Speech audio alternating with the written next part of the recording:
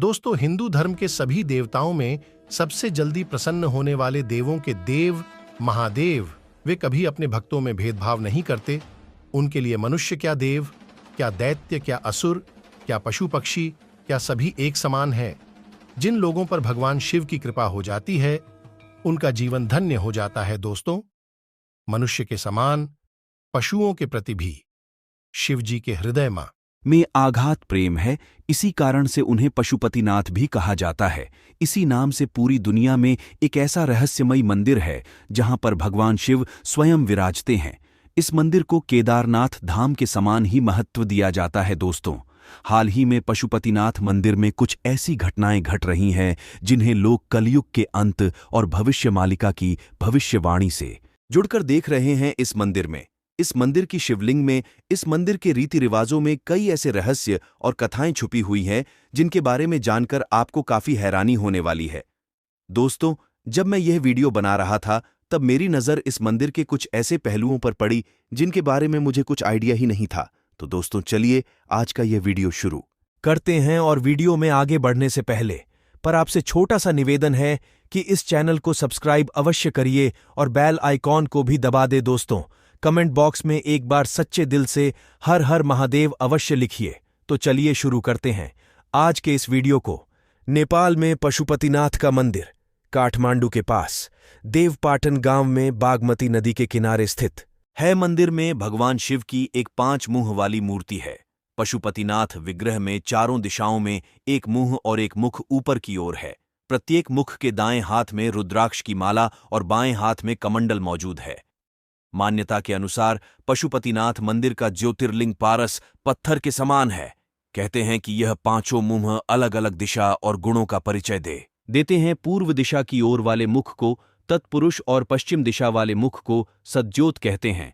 उत्तर दिशा की ओर वाले मुख को वामवेद या फिर अर्धनारीश्वर कहते हैं और दक्षिण दिशा वाले मुख को अघोरा कहते हैं। जो मुख ऊपर की ओर है उसे ईशान को कहा जाता है। दोस्तों, इस मंदिर में भगवान शिव की मूर्ति तक पहुंचाने के 4 दरवाजे बनाए गए हैं। वे चारों दरवाजे चांदी के हैं। पश्चिमी द्वार के ठीक सामने शिव जी के बैल नंदी की विशाल प्रतिमा है जिसका निर्माण पीतल से किया गया है। इस परिसर में वैष्णव और शिव परंपरा के कई मंदिर और प्रतिमाएं हैं। पशुपतिनाथ को शिव के 12 ज्योतिर्लिंगों में से एक केदारनाथ का आधा भाग माना जाता है। पशुपतिनाथ मंदिर के संबंध में यह मान्यता है कि जो भी व्यक्ति इस स्थान के दर्शन करता है उसे किसी भी जन्म में फिर कभी पशु की योनि नहीं प्राप्त होती। हालांकि शर्त यह है कि शिवलिंग के पहले नदी के दर्शन ना करें। यदि वह ऐसा करता है तो फिर अगले जन्म में उसे पशु नहीं बनना पड़ता। मंदिर की महिमा के बारे में आसपास के लोगों में काफी कहानी भी सुनने को मिलती है। मंदिर में अगर कोई घंटा आधा घंटा ध्यान करता है तो वह जीव कई प्रकार की समस्याओं से मुक्त हो जाता है। दोस्तों, पशुपतिनाथ मंदिर के पूर्व में बागमती नदी के दाहिनी किनारे पर विरूपाक्ष की एक मूर्ति स्थित है। विरूपाक्ष का आधा शरीर जमीन के अंदर और आधा शरीर बाहर है। माना जाता है कि मूर्ति धीरे धीरे बाहर निकल रही है। ऐसा माना जाता है कि अगर मूर्ति पूरी तरह बाहर आ जाएगी तो दुनिया तबाह हो जाएगी। विरूपाक्ष को कली भी कहा जाता है क्योंकि उसके पूर्ण उदय से कलयुग का अंत हो जाएगा। विरूपाक्ष काठमांडू में स्थित किरात लोगों के पवित्र देवता है जिन्हें प्राचीन नेपाल के किराती राजाओं द्वारा बनवाया गया था, जिन्हें पूर्वज माना जाता है। इसे किराटेश्वर महादेव के नाम से भी जाना जाता है। किरात लोग विभिन्न प्रकार के हैं और इसलिए उनकी मान्यताएं और देवता भी अलग अलग है। दक्षिण भारत में विरूपाक्ष के रूप में विरूपक्ष की पूजा होती है। दोस्तों, नेपाल के पशुपतिनाथ मंदिर को कुछ मीनों में तमाम मंदिरों में सबसे प्रमुख माना जाता है। पशुपति का अर्थ है पशु मतलब जीवन और पति मतलब स्वामी या मालिक, यानी कि जीवन का मालिक या जीवन का देवता। दोस्तों, एक पौराणिक कथा के अनुसार कुरुक्षेत्र की लड़ाई के बाद अपने ही बंधुओं की हत्या करने की वजह से पांडव बेहद दुखी थे। उन्होंने अपने भाइयों और सगे संबंधियों को मारा था। इसे गोत्रवध कहते हैं। उनको अपनी करने का पछतावा था और वे खुद को अपराधी महसूस कर रहे थे। खुद को इस दोष से मुक्त करने के लिए वे शिव की खोज में निकल पड़े, लेकिन शिव नहीं चाहते थे कि जिस जगह में उन्होंने कांड किया है उसे उनको इतनी जल्दी मुक्ति मिल जाए, इसलिए पांडवों को अपने आसपास देखकर उन्होंने एक बैल का रूप धारण कर लिया और वहां से भागने की कोशिश करने लगे। लेकिन पांडवों को उनके भेद का पता चल गया और भी उनका पीछा करके उनको पकड़ने की कोशिश में लग गए। इसी भागा दौड़ी के दौरान शिव जमीन में लिप्त हो गए और जब वह पुनः अवतरित हुए तो उनके शरीर के टुकड़े अलग अलग जगह पर बिखर गए।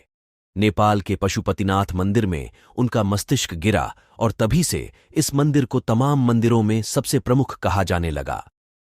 केदारनाथ में बैल का कुबड़गिर, बैल के आगे की 2 टांगें नाचने की थीं। यह जगह केदारनाथ के रास्ते में पड़ता है। बेल का नाभि वाला हिस्सा हिमालय के भारतीय इलाके में गिरा। इस जगह को मध्य महेश्वर कहा जाता है। यह एक बहुत ही शक्तिशाली मणिपूरक लिंग है। बेल के सिंह जहां गिरे उसे जगह को कल्पनाथ कहते हैं। इस तरह उनके शरीर के अलग अलग टुकड़े अलग अलग जगह पर मिले। दोस्तों, उनके शरीर के टुकड़ों के इस तरह बिखरने का वर्णन कहीं ना कहीं 7 चक्र से जुड़ा हुआ है। इन मंदिरों को इंसानी शरीर की तरह बनाया गया है। यह एक महान प्रयोग था जिसमें तांत्रिक संभावनाओं से भरपूर इंसान का एक बड़ा शरीर बनाने की कोशिश की गई थी। पशुपतिनाथ 2 शरीरों का शरीर है। एक शरीर दक्षिण दिशा में हिमालय के भारतीय हिस्से की ओर है, दूसरा हिस्सा पश्चिमी दिशा की ओर है, जहां पूरे नेपाल की ओर एक शरीर का ढांचा देने की कोशिश की गई है। दोस्तों, पशुपतिनाथ मंदिर हिंदू और बौद्ध वास्तुकला का एक अच्छा मिश्रण है। वह कि पगोड़ा शैली का मंदिर सुरक्षित आंगन में इसका संरक्षण नेपाल पुलिस द्वारा किया जाता है। यह मंदिर लगभग 264 हेक्टेयर में फैला हुआ है, जिसमें 518 मंदिर और स्मारक कंप्लीट है।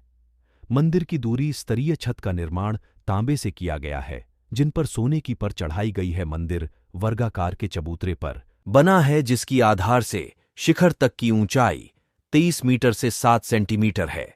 मंदिर का शिकार सोने का है, जिसे गुर्जर कहते हैं। परिसर के भीतर 2 गर्भगृह है, एक भीतर और दूसरा बाहर। भीतरी गर्भगृह स्थान वह है जहां शिव की प्रतिमा को स्थापित किया गया है, जबकि बाहरी गर्भगृह एक खुला गलियारा है। तो मित्रों, आपकी आज की इस वीडियो के बारे में जो भी राय हो नीचे कमेंट बॉक्स में जरूर दीजिएगा। फिर मिलते हैं आपसे अगली वीडियो में एक नेटवर्क के साथ। जय भारत, वंदे मातरम।